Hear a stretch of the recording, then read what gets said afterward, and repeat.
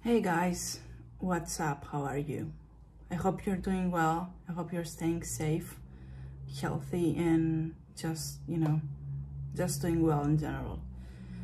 Today's video is gonna be a little different from what I usually post, but I've been seeing a lot of things going on online and I wanted to sit down and discuss them with you, share my personal thoughts and opinions about things.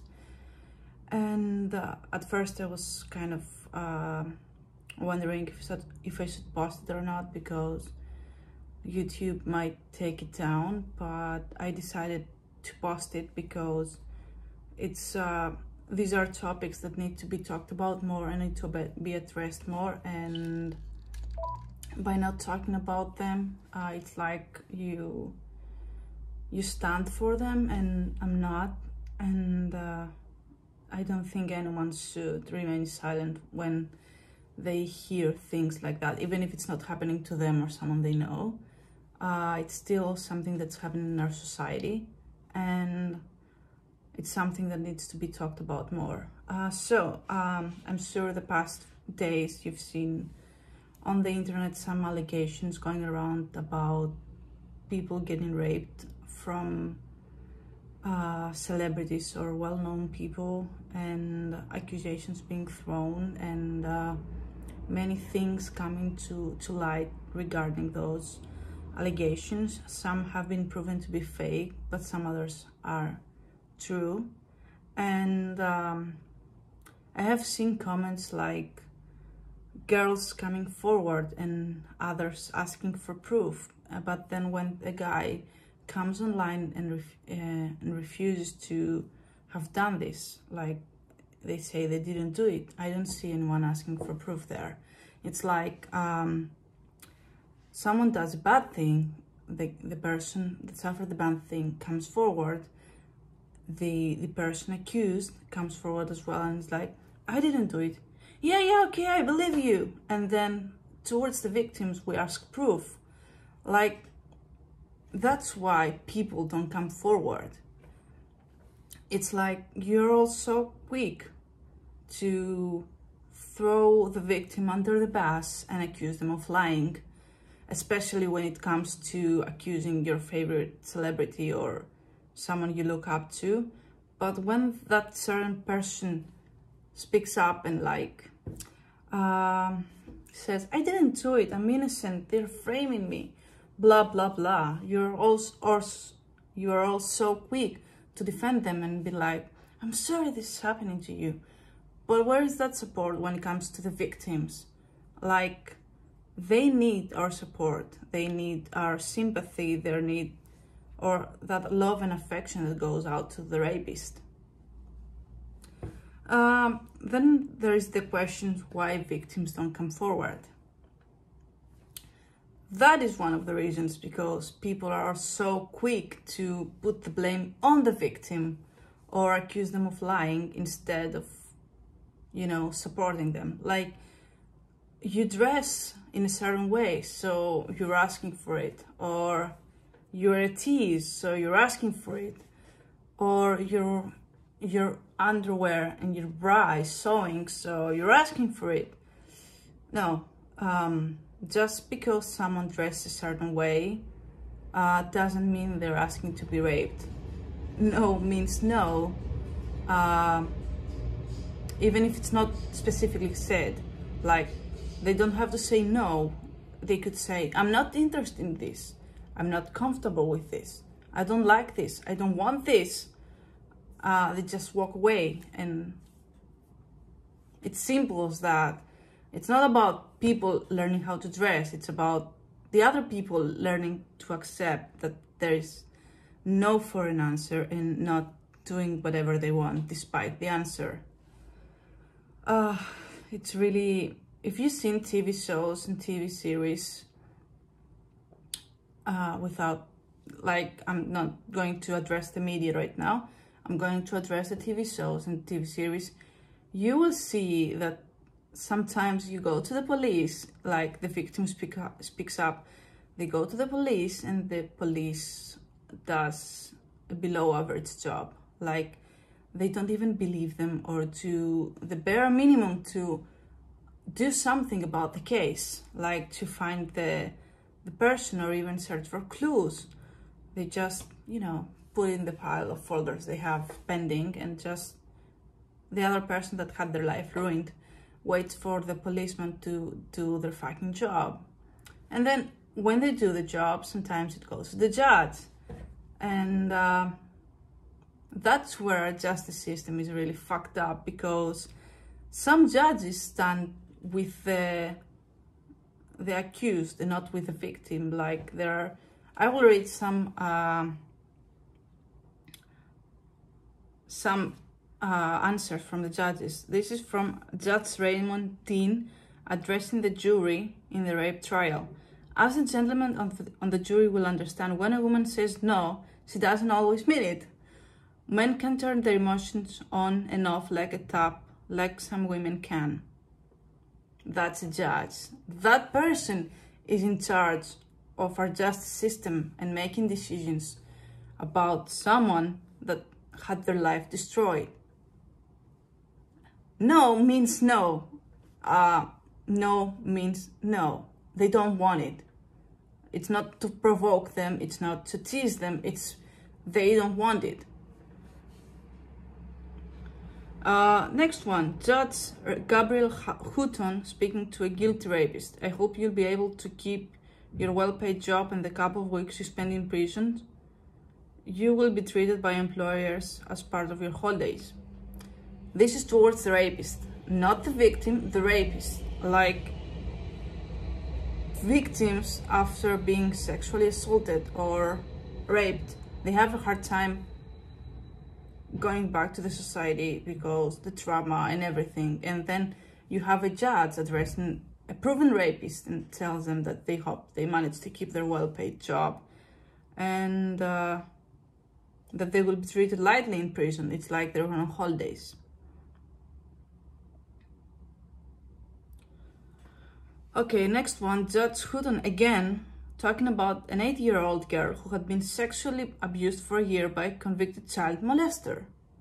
It seems on the evidence that this child has not suffered as a result of these offenses. Do you really want me to comment on this one? A man who sexually assaulted a 9-year-old boy needed a chance to get over his problem, according to Judge Hutton. And this man raped, sexually assaulted a 9-year-old, and the only penalty he got is 2 years probation. Do you see how fucked up our system is? Like, you do something so sickening and you get away with it with like 2 years, 3 years, sometimes community service, sometimes a few years in prison, and you just get to go on with your life while the victim suffers. They can go on with their lives, but you get to commit the crime and just get away with it.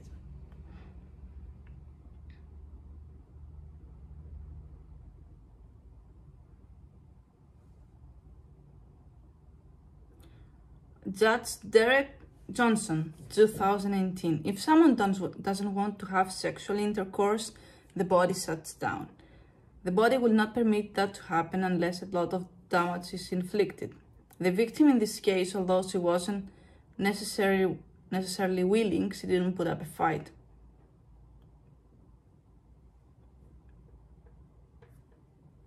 No words at all.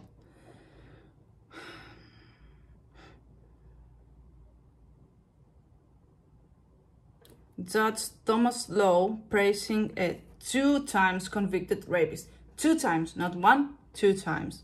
The court has no doubt that Mr. Vallejo is an extraordinarily good man, but great men sometimes do bad things. You're calling raping someone a bad thing. Okay.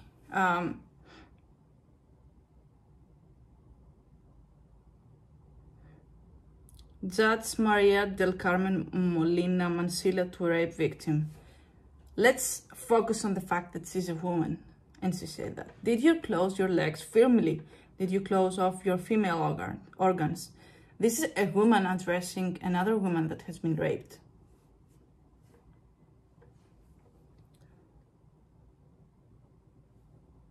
Okay, there are many more, but it's really sickening to see and read all those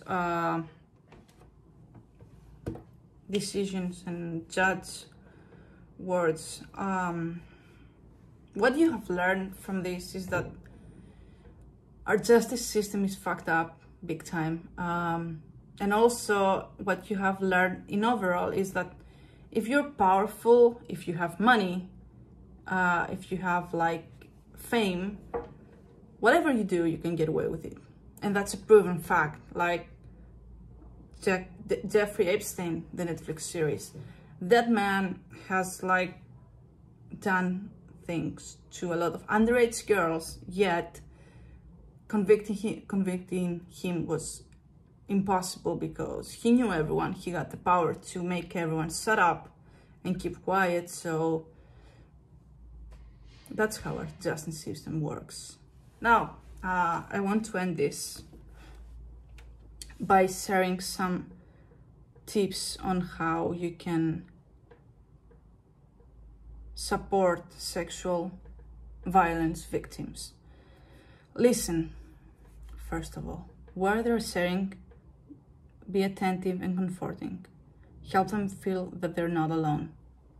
Second one, and it's an important one, don't judge or make comments. The victims are never at fault for what has happened to them. Don't ask them questions like, what were you wearing? Or why did you stay up so late at night? Or did you do anything to seduce him? Don't make them think that they're to blame for being abused. Third one, also an important one, believe them. Acknowledge them and validate their feelings. Understand how difficult it must be to go through it and share it with other people. It's not your call to determine whether it is a false allegation or not. Don't give unnecessary advice. Don't tell them to get over it and move on, or any other words that could give off the same connotation. You have no right to tell them how to feel. Rather, you can be there for them and offer support. Don't pressure them to share further details. When sharing the stories, it may open up past wounds and make them relive their traumatic experiences. Instead of letting them revisit what has pained them, help them heal. Let them decide what they want to tell you when they're ready.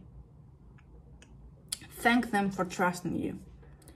Sharing the stories with someone takes a lot of courage and trust. It means that they are allowing themselves to be completely vulnerable around you. It is not an easy thing to do, so be grateful that they choose to share it with you. Educate yourself. It is not the responsibility of the survivor to tell you about the effects of sexual abuse. It would be more helpful to be informed so you can able to understand them better. Extend help. Assure them that they can always rely on you for support. All people have different ways of coping, so the best would be to ask them about what you can do for them. Be a source of love and care. Honor their recovery. According to Vanessa Marin from the New York Times, recovering from sexual abuse is a process that's never truly over. The healing process is different for every survivor, so the best thing you can do for them is to be patient. Any form of progress deserves to be acknowledged and recognized. Respect them. Going through this trauma does not at all make them any less of a person. They are still humans by the end of the day. Do your best to make them feel loved and important.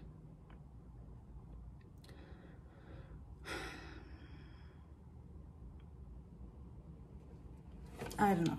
This video was really hard to film because you try to, I don't know, to stay calm and speak as